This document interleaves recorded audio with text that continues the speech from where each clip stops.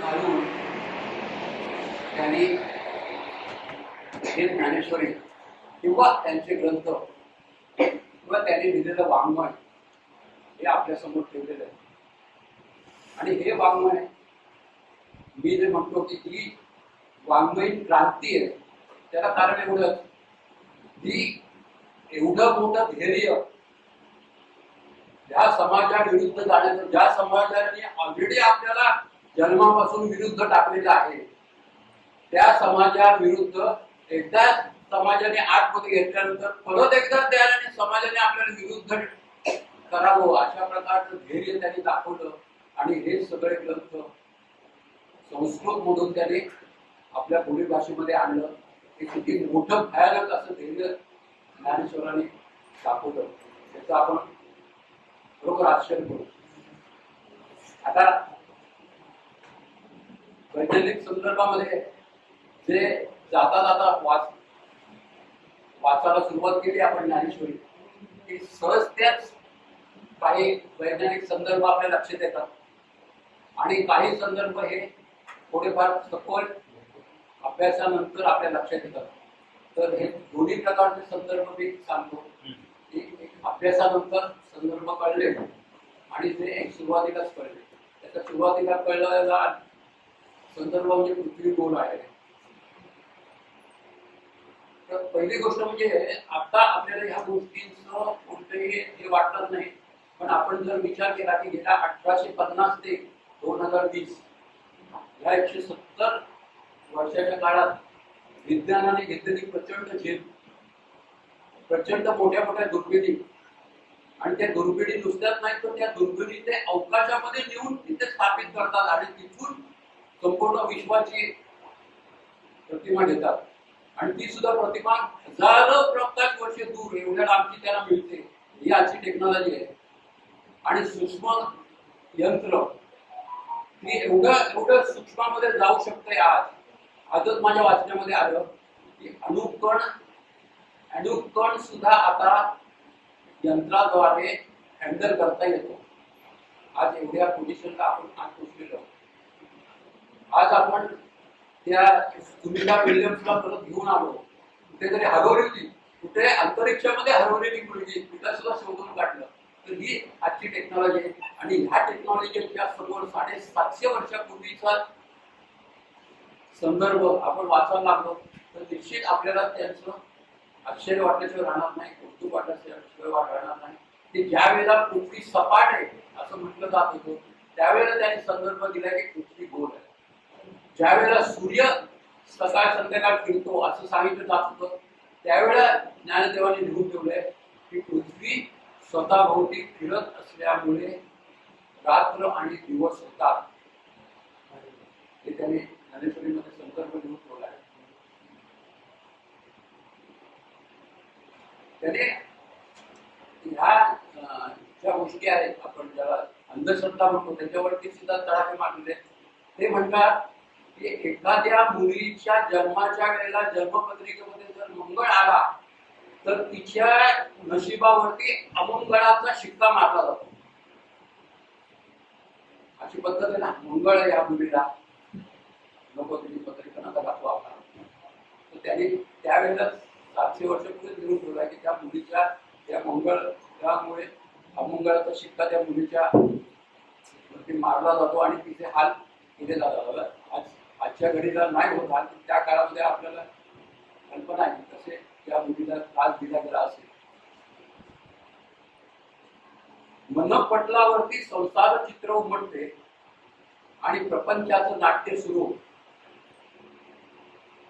आणि ज्या वेळेला सरोवरामध्ये पाणी आटतं त्यावेळेला हे जसं सरोवरामधील आपलं प्रतिबिंब नाहीसं होतं, तसा अध्यात्माच्या अभ्यासानंतर हा मनपटलावरती जे उमटलेलं चित्र आहे तो संसार चालू आहे आपला.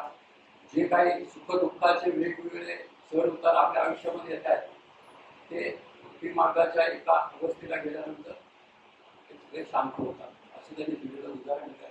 पण मनपटलावरती म्हणजे आजच्या थोडंसं सलग चित्राची त्यांनी त्यावेळेला कल्पना केलेली असावी की काय असं आपल्याला थोडासा भास व्हावा. आज 20 तयार व्हायला गेल्या साधारण 100 दिवस. विजेच्याबद्दल पण त्यांनी लिहिलेलं आहे. पाण्यावरती पाण्याचं घर्षण होऊन वीज तयार होते असं त्यांनी त्यावेळेला संदर्शन दिलं. पाऊस त्यावेळेला पाऊस कसा पडतो हे आपल्या लोकांना माहिती नव्हतं. देव पाऊस पडतो वगैरे अशा साधारण कल्पना होत्या. त्यावेळेला त्यांनी स्पष्ट उल्लेख केलेला आहे की पाऊस कसा पडतो. ज्ञानेश्वरी 700 वर्षात कसे पाण्याचे ढग होतात, कसे वरते जातात, कसे थंड होतात, हे सगळं त्यांनी मध्ये ठेवलेलं आहे. दुसरं, पृथ्वीवरती 3/4 पाणी आहे, 1/4 जमीन आहे. असा संदर्भ त्यांनी 700 वर्षापूर्वी लिहून दिलेला आहे. त्यांच्याकडे काय त्यावेळेला काय आकाशात जाऊन ते काय बघितलेलं नाही त्याने.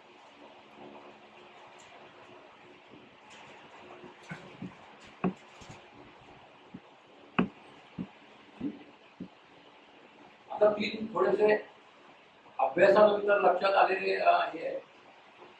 एक हा पॉईंट आहे की मूल जे बाळ जे तयार होतं शरीरामध्ये त्याच्याबद्दल त्यांनी जे लिखाण करून ठेवलंय तर ते म्हणतात की पुरुषाचा अणु एवढा कण शुक्रकण स्त्रीच्या रेणू एवढ्या शोभिताबरोबर संगम होतो त्या कणाचा. आणि नंतर पंचमहाभूत आणि वायूचे 10 प्रकार, बरं का, असा उल्लेख केला. वायूचे 10 प्रकार त्या झालेल्या संगमाचा गर्भामध्ये वाढ करत जातात आणि 9 महिन्यानंतर तो गर्भ बाळाचा जन्म होतो. त्याच वेळेला त्याने आणखी एक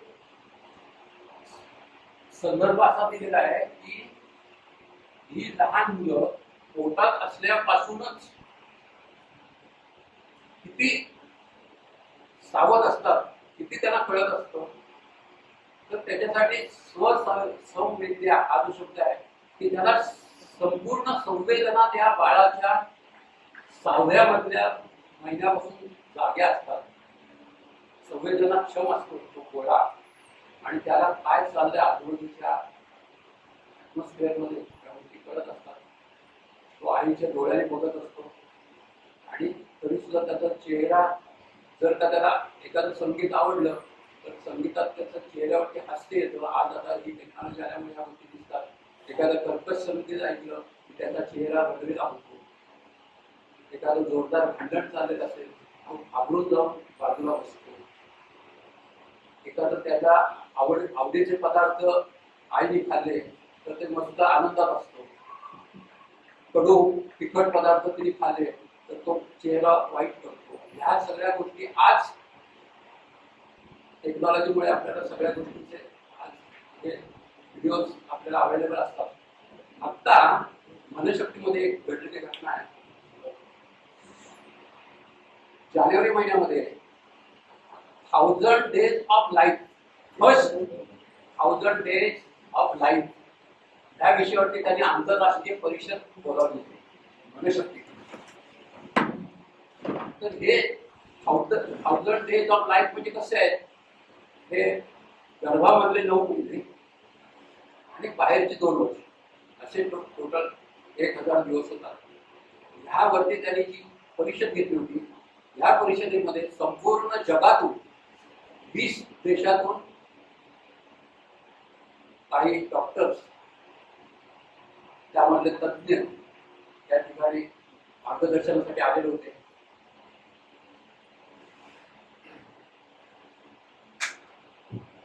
तर त्यांनी ह्या सगळ्या लेटेस्ट टेक्नॉलॉजीद्वारे आज जे काही चालू आहे संपूर्ण जगामध्ये, त्या बाळाची जी काळजी घेतली जाते, त्या बाळा आज असं त्यांनी हे डिक्लेअर केलंय की बाळाला बुद्धी असते. इथपर्यंत ते गेले. 6 महिन्याच्या बाळाला बुद्धी असते. काय चांगलं काय वाईट सगळं त्याला कळायला लागेल. इथपर्यंत त्यांच्या टेक्नॉलॉजी पोचलेली आहे. आणि त्याचबरोबर मग त्यांनी अनेक विषयावरती तिथे दिलेली साधारण 20 लोकांची जी लेक्चर्स आहेत दिलेली त्यांनी ती मनशक्तीच्या वेबसाईटवरती आज पण अवेलेबल आहे. तर आपल्याकडे काही डॉक्टर्स त्याच्यात इंटरेस्टेड लोक असतील तर ती वाचू शकतात.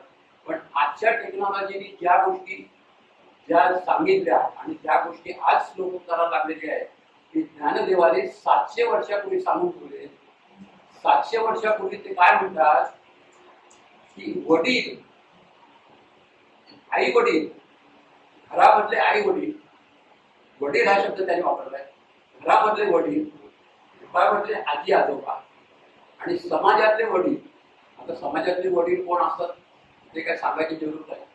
तर ही सगळी मंडळी जे काय करत असतात त्याचं अनुकरण ही मुलं करत असतात. ज्ञानदेवांची ओढी आहे. आपण जे म्हणतो ना त्यांची मुलं बिघडली, मोबाईलमुळे बिघडली, मुलांच्या अगोदर आपण बिघडलेले आहोत. कारण काय त्यांनी स्पष्ट उल्लेख केलाय की ही मुलं बाहेरचं काहीही करत नाही, वडील जे जे करतात त्याचं अनुकरण ही मुलं करतात.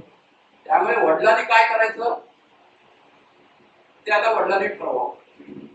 तर अशा प्रकारचा एक भाग विज्ञान युगाचा भाग सुद्धा 750 वर्षापूर्वी ज्ञानदेवानी आपल्या समोर संदर्भासहित ज्ञानेश्वरीमध्ये ठेवलेला आहे. त्यामुळे काय या जुन्या ग्रंथांमध्ये काय सगळे भक्ती आणि कसली भक्ती कसं काय होईल असं म्हणणारी जी मंडळी आहेत त्याने खरंच अभ्यास करावा. त्याच्यातून त्यांना ह्या गोष्टीचे संदर्भ सुद्धा मिळतील. पुढचा एक महत्वाचा पार्ट जो आपल्या सगळ्यांकडे आज आहे हातामध्ये खिशामध्ये तो म्हणजे मोबाईल. तर गंमत बघा की ज्ञानदेवाना 700 वर्ष मोबाईल येणाऱ्या या पृथ्वी तलावरती ते माहिती होतं की काय अशा प्रकारचा संदर्भ त्याने ज्ञानेश्वरीमध्ये दिलेला आहे. ते काय म्हणतात की ऊर्जेची पेटी मानव मला एकदम जरा आहे त्याच्यामुळे झालं काय कळत नाही.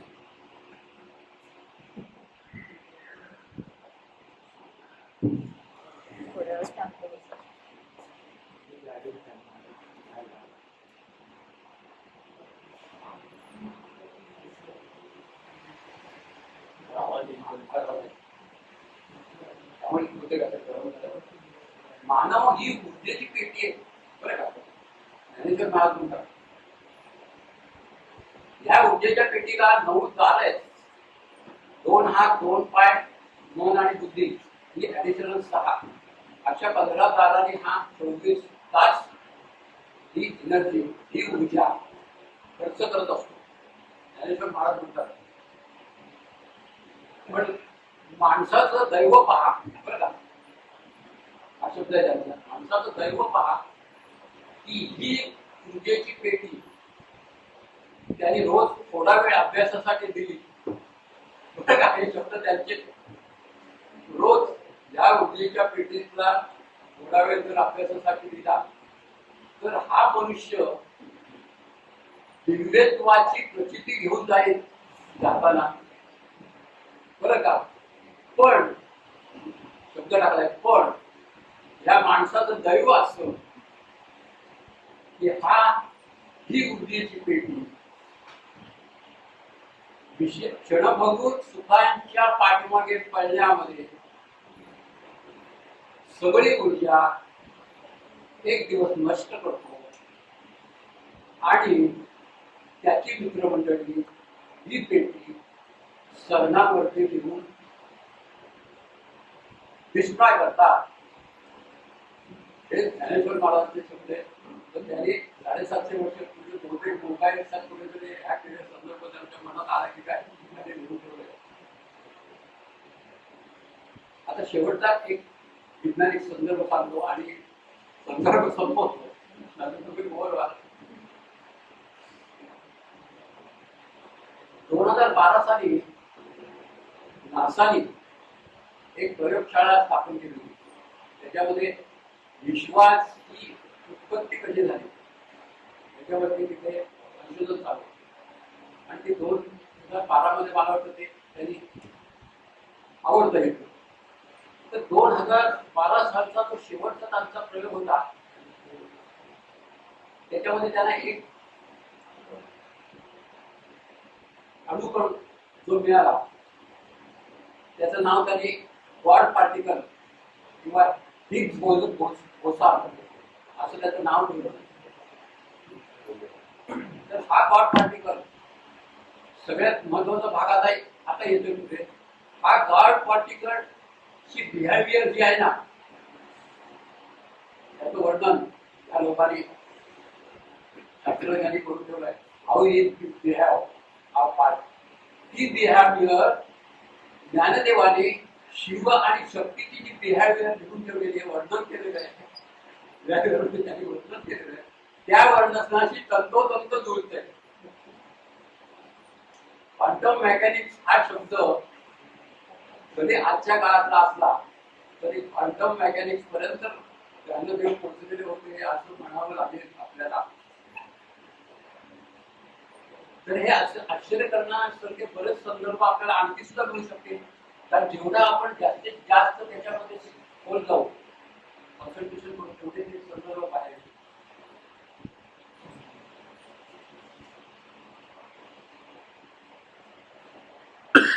आता वाटतं आवडतच घेतो, कारण मला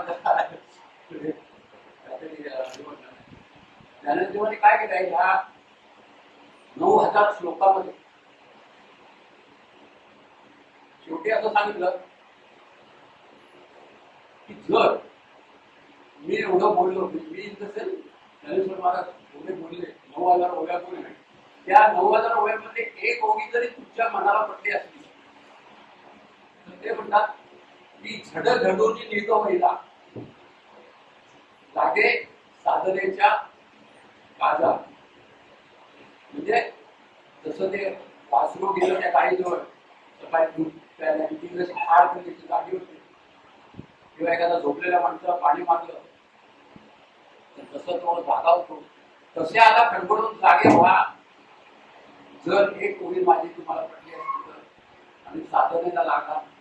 ही साधना तुम्हाला तुमच्या जीवनामध्ये एका उंच अशा पदावरती तुम्हाला अनंत साम्राज्याचे धनी करून सोडेल असं काही.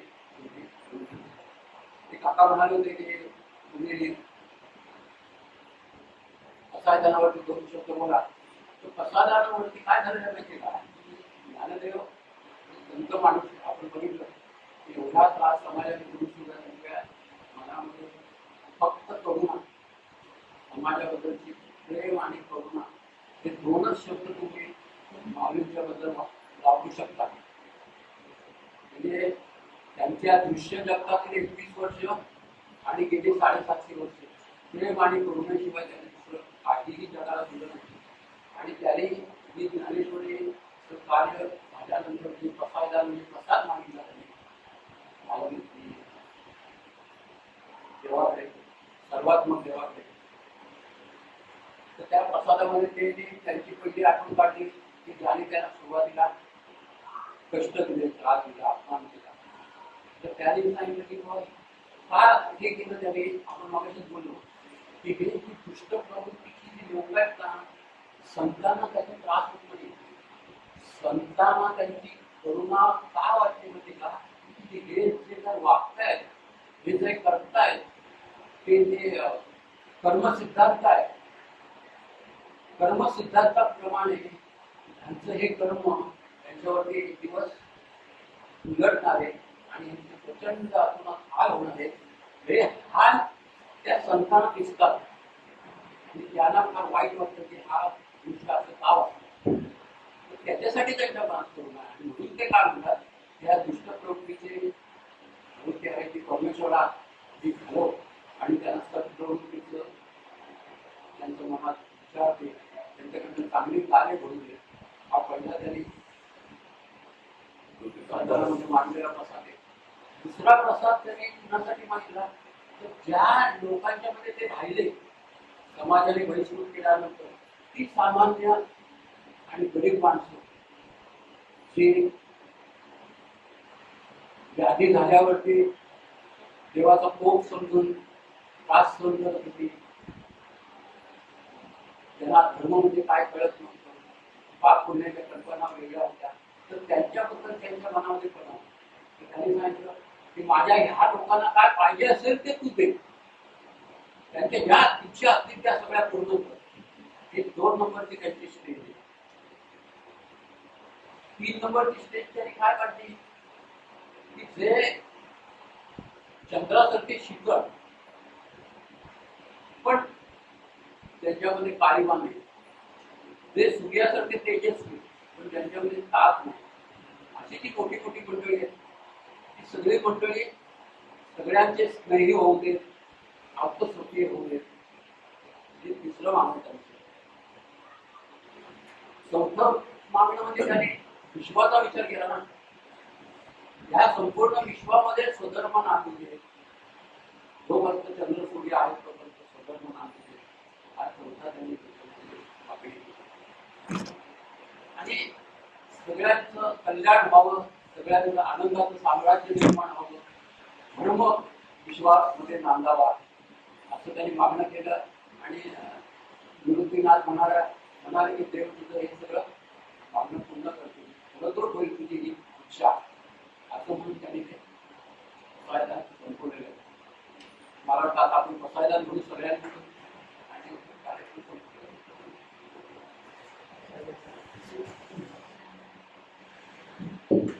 आता विश्वास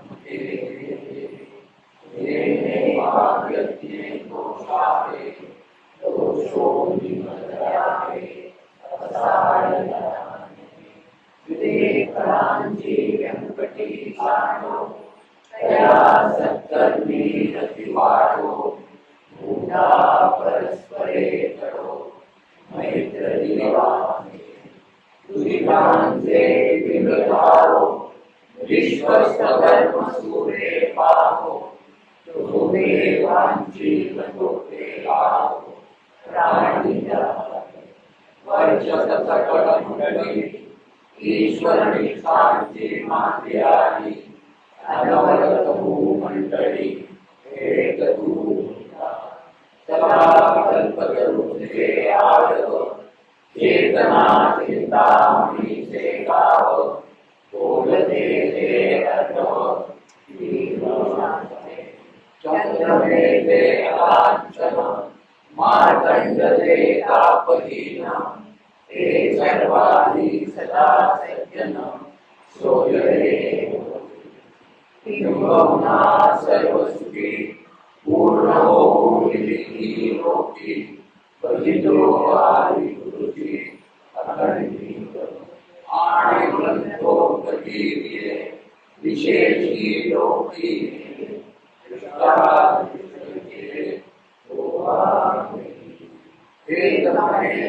विश्वेश्वराहो आहो ईददानपताहो येदेव ज्ञानदेवो सुविराता येदेव ज्ञानदेवो सुविराता.